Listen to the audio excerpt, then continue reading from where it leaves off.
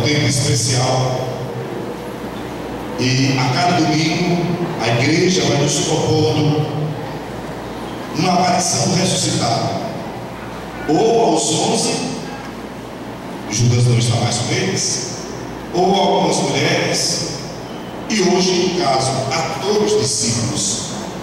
Esses dois não pertenciam ao grupo dos 12, mas eram dois que tinham seguido Jesus.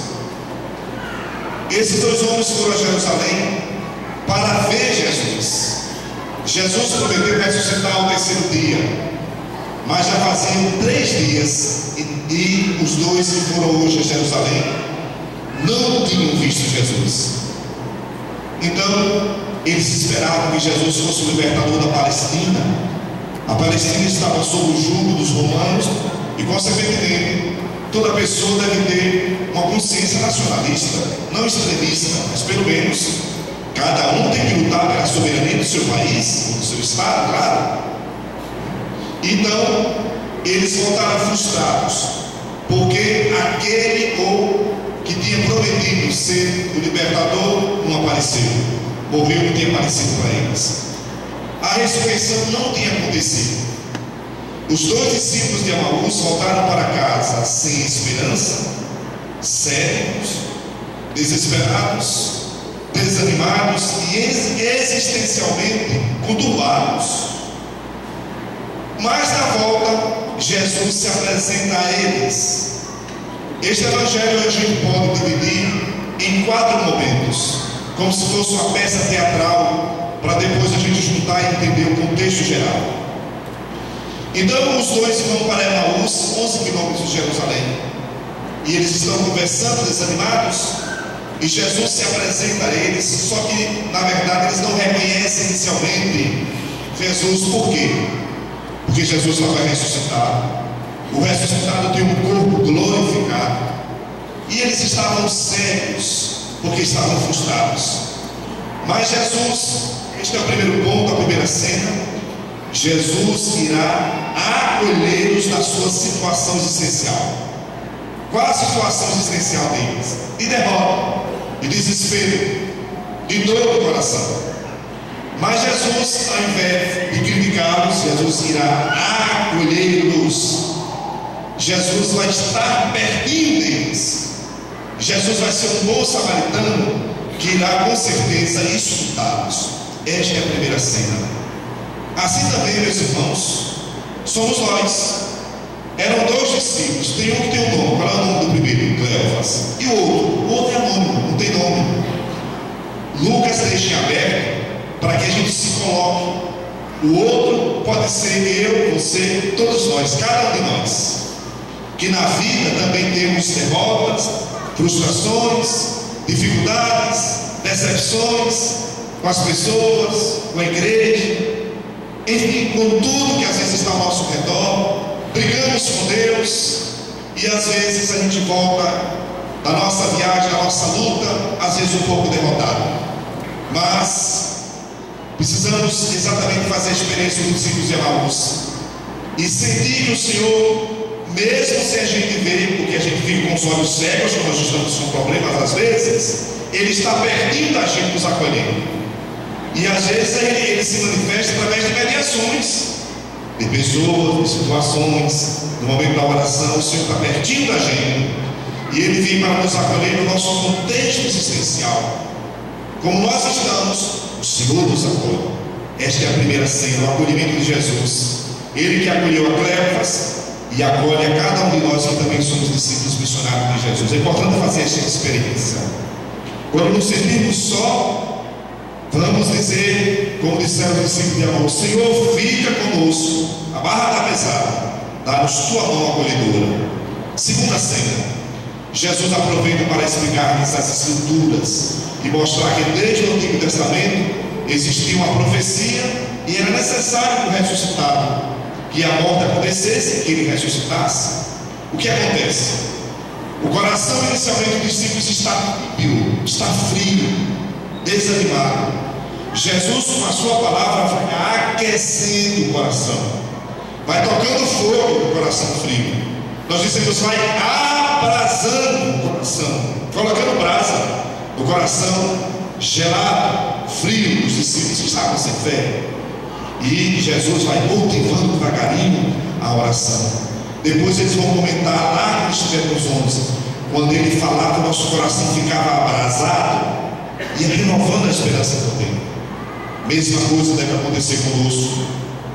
Quando nos sentimos acolhidos pelo Senhor, longe do Senhor, entremos em oração, ou pelo menos escutemos a palavra. Mesmo na missa, acontece isso conosco. Às vezes sentamos, às vezes a gente vem para a missa um pouco bem voado, ou então não sabe nem por que veio, nem por que é princípio, ou então veio cheio de problema, veio quebrado. Mas de repente, quando a gente escuta o Evangelho, escuta a palavra, canta o salmo, a palavra vai tendo ressonância dentro da gente, e o coração da gente vai ficando abrasado. Quer dizer, a palavra se encarrega de cumprir o seu valor, de exatamente gerando esperança na gente. Essa é a segunda cena. Por meio da palavra, Jesus abraça o coração dos discípulos. A igreja é casa da palavra. Aqui, quando a palavra é proclamada, nós distribuímos o pão da palavra a cada um de vocês, e claro, a mim também, sou o primeiro destinatário da palavra. Então, que a gente sempre lembre de se encontrar com o Senhor, quer seja na oração, quer seja na leitura da palavra, e que ela tenha ressonância na vida da gente. Nós não podemos sair dessa Eucaristia ou de toda vez que a gente participa igual. Nós somos chamados a sairmos diferentes, mais animados, não obstante a tantos problemas que nos esperam lá fora ou em casa para a gente resolver. Mas aqui a gente precisa encontrar forças. Nós precisamos abraçar o coração, se encher de novo de Deus para enfrentar Emaús e a nossa vida. Emaús significa a nossa caminhada nessa vida, cheia de problemas e dificuldades, mas o Senhor está conosco, combatendo conosco.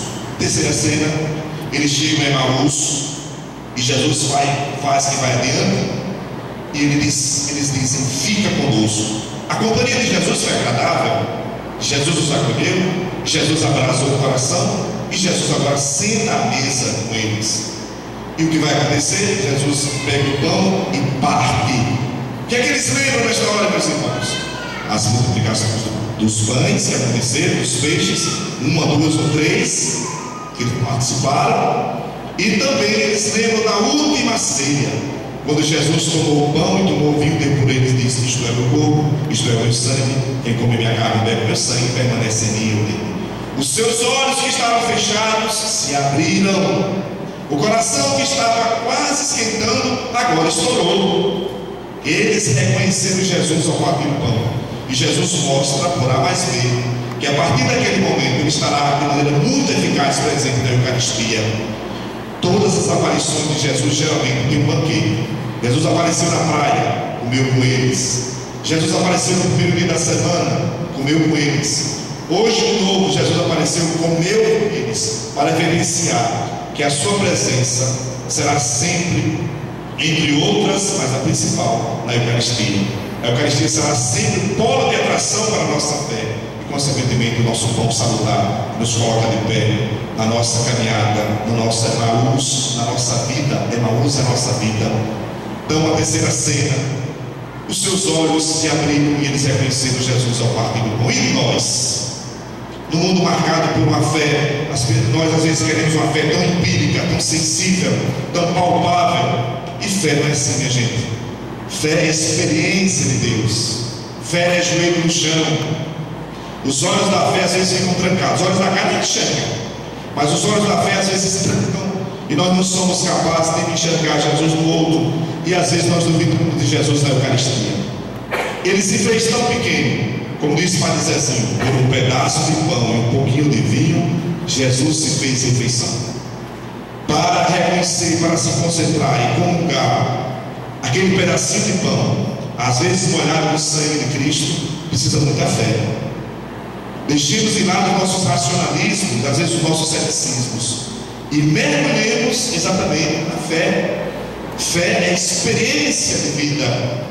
Então, abramos os nossos olhos, o nosso coração, para reconhecermos Jesus ao partir do pão. E para terminar, a quarta cena, reconheceram Jesus e saíram como loucos, como missionários do ressuscitado. Jesus ressuscitou, a morte ele venceu, é verdade, aleluia. Saíram comunicando aos aos outros que Jesus tenha ressuscitado. Termina a missa, começa a missão. Essa deve ser também a nossa missão. Ao sairmos dessa Eucaristia, que a gente se alegre, abraça o coração, comungue Jesus, ou com o corpo, então aqueles que não podem, comunguem espiritualmente. Que nós voltemos para o nosso cotidiano, para as nossas casas, fortificados, para que a gente vive caminhe e siga para Emaús, que é a nossa vida. Fortificados pela palavra, pela oração pessoal e pela Eucaristia. E sejamos portadores da boa notícia da ressurreição. E tenhamos cuidado, porque a gente vai voltar para a nossa casa, não ficou aquele problema, não ficou aquela situação, não é? Para a gente chegar em casa um pouquinho melhor, não chegar já brigando, não chegar com dificuldade, cobrando porque o fulano não foi, e porque não sei o que. Acabei de sair da missa agora, você tem que me condenar, ou então a gente já chega condenando também em casa.